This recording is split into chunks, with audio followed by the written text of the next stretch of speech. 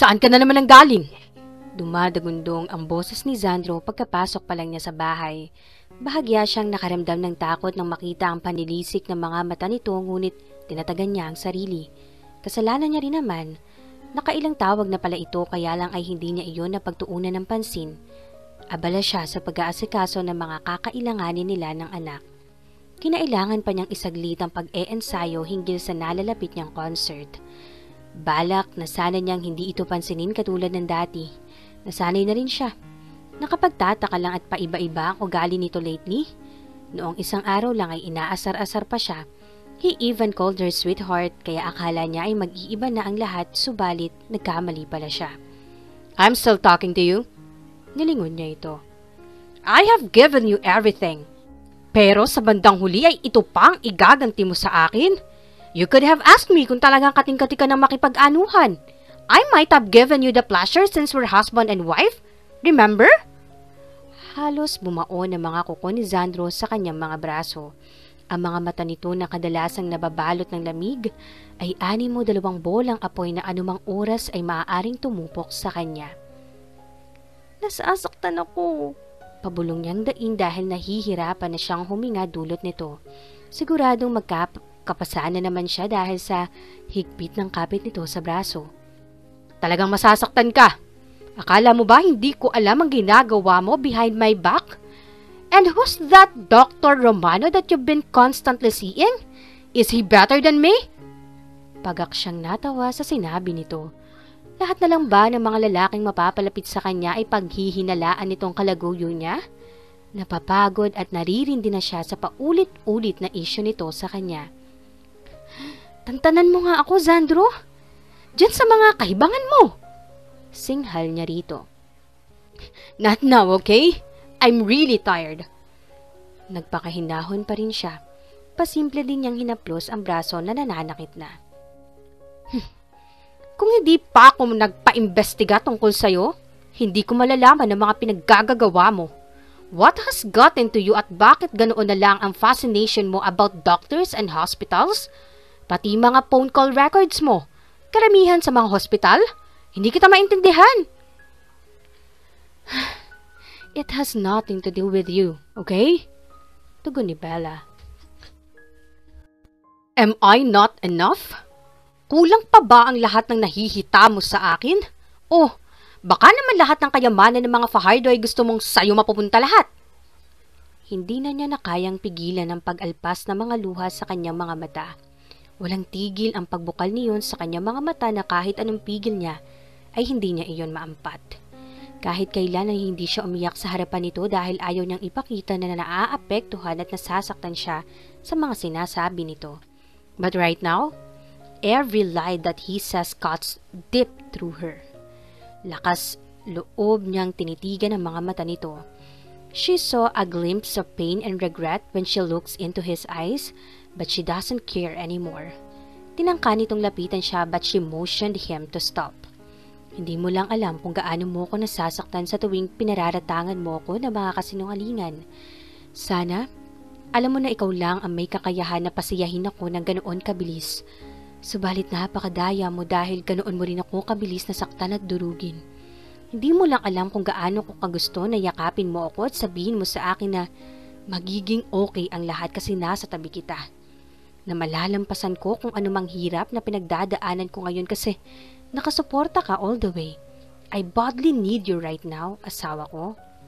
Subalit, wala siyang lakas ng loob para sabihin ang mga katagang iyon.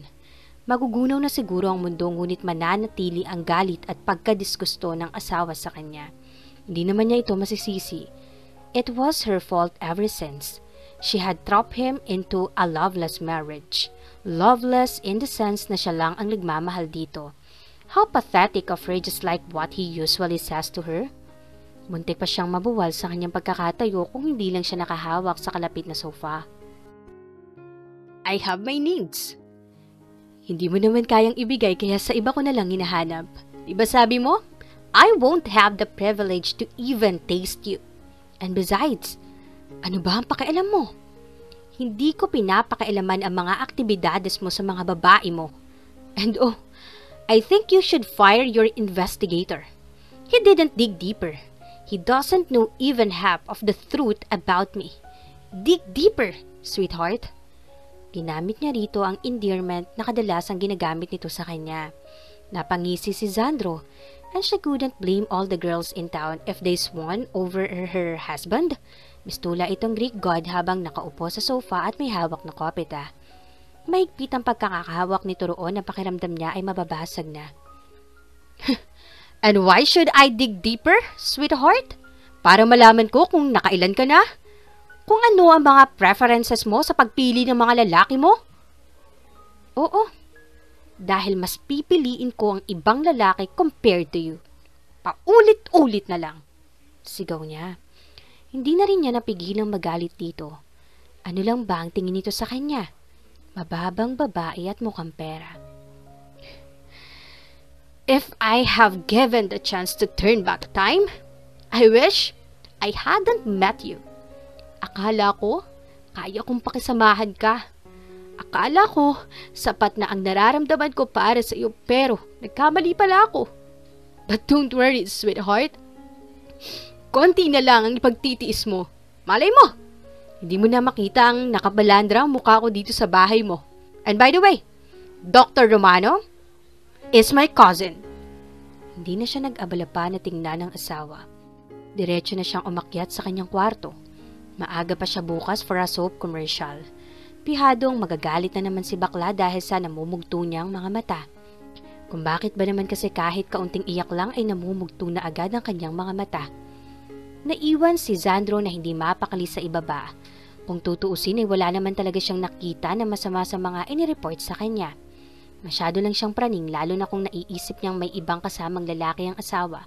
He wouldn't allow that. Nagtataka lang kasi siya sa mga ginagawa nito.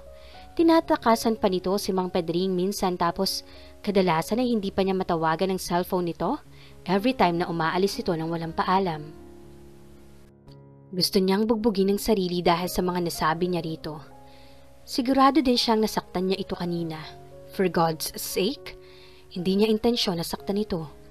Lalo pang nadagdagan ang guiltiness na kanyang nararamdaman nang maalalang hindi pa ito kumakain. Hindi naman kasi ito kumakain sa labas. Palagi siya nitong ipinagluluto at sabay silang kumakain despite their situation. Hindi naman kasi ito tumatanggap ng proyekto na panggabi maliban na lang kung may concert ito. Hindi na siya nakatiis at pinuntahan niya ito sa kwarto nito. Nakailang katok siya ngunit walang sumasagot. He decided to get inside. Marahil ay nasa banyo ito. Lumapit siya sa may pinto ng banyo ngunit halos madurog ang puso niya nang marinig ang paghagulgol nito. He hated himself for being bad, for causing her pain. Di na siya nakatiis. Pinasok niya ito sa banyo. Bahala na kung magalit ito sa kanya. It broke his heart na makita niyang nakaupo ito sa sahig ng banyo habang yakap-yakap ang binti nito. Napatingala ito sa kanya. He didn't give her the chance to speak as he claims her lips savagely. Halos mapugto ang hininga nila nang maghiwalay ang kanilang mga labi. None of them said a single word. They just stayed there as he hugs her. Panay pa rin ang hikbi niya habang yakap niya. I'm sorry, sweetheart. I'm so sorry. Paulit-ulit niyang bulong habang hinahalik-halikan ang ulo nito. Maya-maya pa ay hindi na niya naririnig ang hikbi nito. Nakatulog na pala. Bahagya lang itong umungol ng buhati niya at dalhin sa kama nito. Kinupmutan niya ito hanggang baywang subalit itinaas nito ang kumot sa may leeg nito at namaluktot. Pansin niyang malalamigin pala ito. Sweetheart, bulong nito. Napangiti siya. I'm sorry again. Sweetheart, sleep tight. He kissed her on the lips before leaving, and right there, when he saw the vulnerability of his wife, he decided to contemplate everything he'd done in the past. Halos 3 oras pa lang na nakatulog si Sandro nang gisingin siya ng tunog ng kanyang cellphone. Kinapa niya ang aparato sa ibabaw ng mesa sa tabi ng kanyang kama. Hindi na siya nag-abalang tingnan pa kung sino ang tumatawag. Why? Napabalik ko siya mula sa pagkakahiga. Maliksi ang kanyang mga kilos. Kaunting oras lang na mahuli siya, ikapapahamak na agad iyon ng pasyente. Ang kanyang assistant ang tumawag informing him about Senator Montesilio being shot by an unknown gunman. Sa ulo daw ang tama nito at nasa critical itong kondisyon. Kailangan itong maoperahan as soon as possible at siya ang nirequest ng mga kaanak nito na magsagawa ng operasyon. Hindi na niya nagawa ng silipin ng asawa sa kabilang kwarto. Pagkatapos ng operasyon, saka na lang niya ito kakausapin hinggil sa sitwasyon nilang dalawa. Kailangan din niyang humingi ng tawad sa lahat ng mga masasakit na salitang nasabi niya rito. Nakahanda na ang lahat nang makarating siya sa ospital. Siya na lang talagang hinihintay. Dok, gawin niyo lahat na makakaya niyo. Mailigtas lang ang asawa ko. Magbabayad ako kahit magkano. Madugtungan lang ang kanyang buhay. Pakiusap ng asawa nito. We'll do our best to save him. All you could do right now is pray and hope that everything's gonna be fine. Sagot niya rito. Maluha-luha itong tumutungo. Yes, Doc. We'll pray. Tiningnan niya ang medical records ng pasyente. Inisa-isa niya iyon at kinabisado. Ayaw niyang may makalampas na maliit na bagay na baka maging sanhi pa ng komplikasyon. The operation lasted for 12 hours. It was tiring but fulfilling. It feels good knowing that you have saved someone else's life. Todo pasasalamat ang pamilya nito na naging successful ang operation nito. Hihintayin na lang nila ang pagising nito in the next 24 hours. Pabagsak siyang naupo sa swivel chair sa kanyang opisina. Gusto na niyang matulog ulit but remembering his wife, he feels like hugging her until he fall asleep. Ngunit baka wala na ito sa bahay. Alam niyang may commercial shoot ito ngayon. Ipinagbili na lang niya ang kalagayan ng senador sa kaibigang doktor na isa ding neurosurgeon. Ipinagbili na lang din niyang abisuhan siya just in case something came up. Hindi kasi siya mapakali hanggat hindi nakakausap ang asawa. Hindi rin siya makakatulog dahil sa kaiisip dito. Hindi naman siya ganito dati. Naihilamos niya ang mga palad. Pakiramdam niya, nababaliw na talaga siya. Ipinasya niyang puntahan na lang ito. Hindi naman siya nahirapan na hanapin ang location site ng asawa. But what caught his eyes was the thing she was wearing. Those two-piece that covers only her private parts made his heart boil with anger. Kung hindi lang mapapahiya ang asawa niya, kanina pa niya ito nahila at naiuwi na. Pihadong bugbog din ang aabuti ng kasama nitong modelo mula sa kanya. Ang kapal ng mukha nito para haplos-haplosin ang braso ng kanyang asawa. Kung laser beam lang siguro ang kanyang mga mata, kanina pa natupok ang dalawa dahil sa mga titig niya. At ang magaling niyang asawa, hindi man lang ikinonsulta sa kanya ang pagsusuot nito ng two-piece. Halos wala nang maitago ang kakarampot na telang suot nito. Mukhang enjoy naman ang kasama nito at panay pa ang dikit ng lalaki. Pakiramdam niya, sasabog na talaga dahil sa sobrang galit. Paano ito nagagawa ng asawa sa kanya? Kanina lang ay excited siyang makita ito but right now, he's livid. He's out of reasoning right now kaya bago pa siya makagawa ng isang karumal-dumal na krimen, ay ipinasya niyang umalis na lang. Hindi niya matitiis na basta lamang tingnan ng asawa habang pinagpapantasyahan na ito ng iba. Hihintayin na lang niya ang asawa sa bahay kung saan sila magtutuos. Pagbabayarin niya ito sa kahalayang ginawa nito, no one dares to mess with him, even his slot and gold digger wife. He gave his wife a monstrous look before leaving. He had to prepare his punishment for her, a once-in-a-lifetime experience she'll never forget. Agad niyang pinaharurot palayo ang sasakyan. Hindi niya alintana ang mga kasabayan niya. All he could see is red. Akala niya, nalampasan na niya ang ganitong estado ng buhay niya. He couldn't control his anger. Pinagahampas niya ang manibela at sunod-sunod ang tunog ng busina nito pero wala siyang pakialam. Sunod-sunod na ang pagmumura niya. Ilang oras din niyang hinintay ang pagdating ng asawa bago niya narinig ang ugong ng sasakyan sa labas. Nang tingnan niya ang relo, it's almost 10 in the evening. Ngayon lang ito ginabi ng ganito.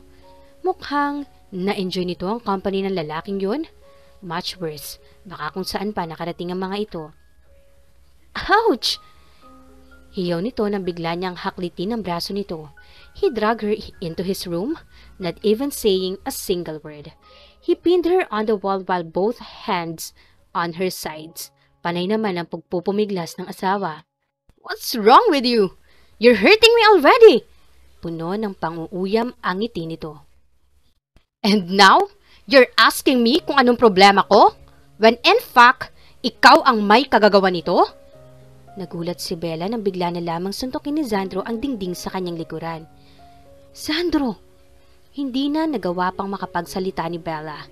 Xandro cupped her chin forcefully, making her whimper in pain. Hindi na siya nakahuma nang halikan siya nito. Mapagparusa ang mga halik na iginawa nito sa kanya. She could taste her own blood nang mariin itong kagati ng kanyang mga labi. Ang mga kamay nito ay nagsimulang lumikot sa masaselang parte ng kanyang katawan. Ramdam niya ang pagigigil sa bawat haplos sa kanyang katawan. Hindi niya maiwasang kabahan at ma-excite. Napahiyaw siya nang bigla siyang isinalya ni Xandro sa ibabaw ng kama nito. Mabilis itong nakarating sa kanyang tabi at itinali ang magkabila niyang kamay sa headboard ng kama nito. Isang mapagparusa ang ginawa niya sa asawa. Ang mga kamay nito ay nakahawak sa magkabilang tagaliran niya kaya bawat ginagawa nito sa pagitan ng kanyang mga binti ay walang kahulilip na saya ang dulot. Wala siyang nagawa kundi ang pumikit dahil sa nararamdaman. Panay ang bulong ni Xandro habang panay na rin ang trabaho nito sa pagitan ng kanyang katawan. She felt him quivered. He had reached already. Akala niya tapos na ngunit hindi pa pala. He untied her and then he claimed her. Wala itong tigil sa ginagawa mula sa kanya. Wala itong kapaguran. Hindi rin niya lubos na maisip na makakayanan niya si Xandro. She had been dreaming of loving with him, and now she got the chance of having this mind-blowing escape between them. Maski siya ay hindi na niya kilala ang sarili, hindi niya akalaing magiging ganito siya kasipag sa kama.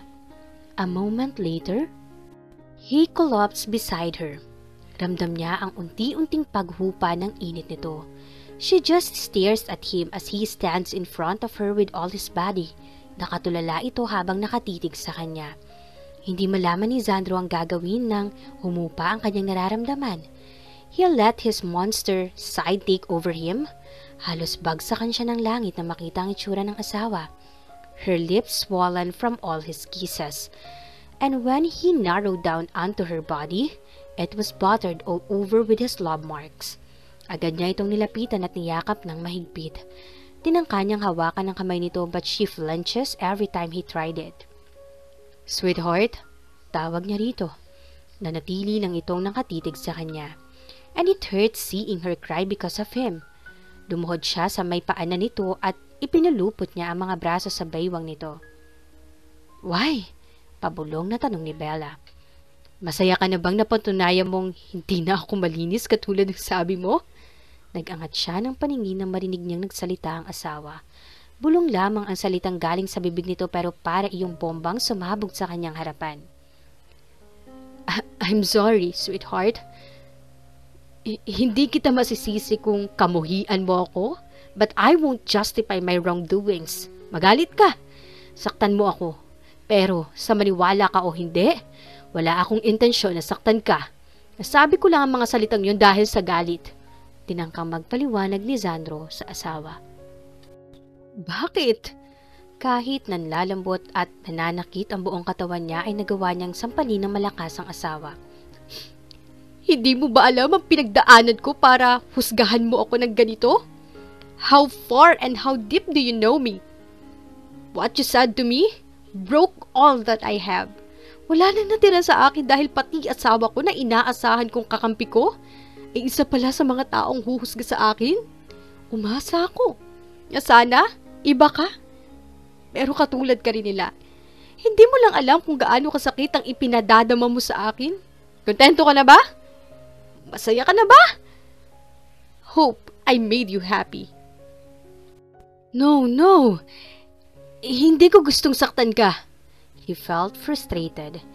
Hindi niya alam kung anong gagawin. Napatayo siya. Nagpalakad-lakad sa loob ng kwarto niya.